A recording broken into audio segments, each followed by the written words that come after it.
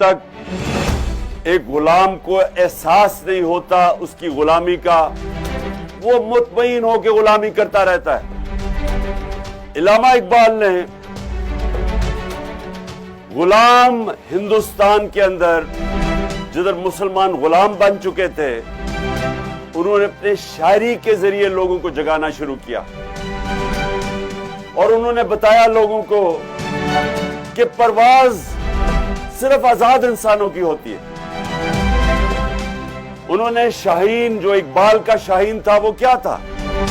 وہ آزاد تھا۔ کیونکہ وہ آزاد تھا، وہ باقی پرندوں سے اوپر چلا جاتا تھا۔ تو اللہ قرآن میں کہتا ہے کہ میں نے تمہیں اپنی سب سے عظیم مخلوق بنایا، اشرف المخلوقات۔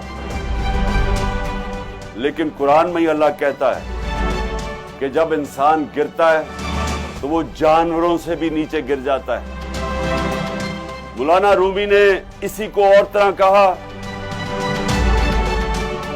کہ اللہ نے جب تمہیں پر دی ہیں، کیوں چونٹیوں کی طرح زمین پہ رینگ رہے ہو؟ کیونکہ غلام کی کوئی حیثیت نہیں ہے، صرف آزاد انسانوں کی پرواز ہے۔